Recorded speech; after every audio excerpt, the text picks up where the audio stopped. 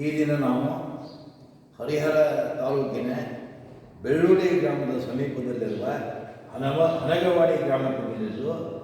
ಇಲ್ಲಿ ಸುಮಾರು 100-150 ವರ್ಷಗಳ ಅತ್ಯಂತ ಜಾಗೃತ ವೀರಭದ್ರೇಶ್ವರ ಸ್ವಾಮಿಯನ್ನು ದರ್ಶನ ಮಾಡಿದೆವು. ಇಲ್ಲಿನ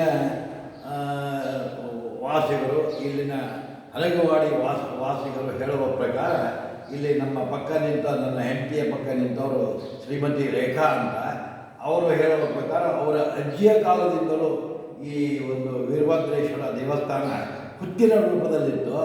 ಇಲ್ಲಿ ಬೆಳ್ಳುಳ್ಳಿ ಗ್ರಾಮದ ಒಂದು ಹಸು ದಿನ ಹುತ್ತಿನ ಮೇಲೆ ಹಾಲು ಕರೆದು ಹೋಗುತ್ತಿರುವ ಗ್ರಾಮಸ್ಥರು ಬಂದು ಹಾಗೆ ನೋಡಿದಾಗ ಈ ಅದ್ಭುತ ಮತ್ತು ಜಾಗೃತ ವೀರಭದ್ರೇಶ್ವರನ ವಿಗ್ರಹ ಸಿಕ್ಕಿದೆ.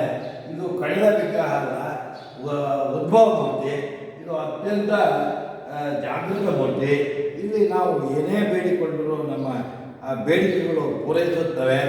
ಈ ಶಿವಗಣಗಳ ಅತ್ಯಂತ ಶ್ರೇಷ್ಠ ಶಿವಗಣ ವೀರಭದ್ರೇಶ್ವರ ಸ್ವಾಮಿ. ಆ ವೀರಭದ್ರೇಶ್ವರ ಸ್ವಾಮಿಯ ದರ್ಶನ ಪಡೆದು ನಾವು ಪುನೀತರಾದೆವು. ನಾವು ಇನ್ನೊಮ್ಮೆ ನಾವು ಸ್ವಾಮಿಗೆ ಕಣ್ಣೀರು ತೆಗೆದು ಪ್ರಾರ್ಥನೆ ಮಾಡಿ ಇವತ್ತಿನ ದರ್ಶನವನ್ನು ಪಡೆದು ಮುಂದಿನ ಕಾರ್ಯಕ್ರಮಕ್ಕೆ ಹೋಗುತ್ತಿದ್ದೇನೆ. ವೀರಭದ್ರೇಶ್ವರ ಮಹಾರಾಜ್ ಕಿ ಜೈ. ವೀರಭದ್ರೇಶ್ವರ ಮಹಾರಾಜ್ ಕಿ ಜೈ.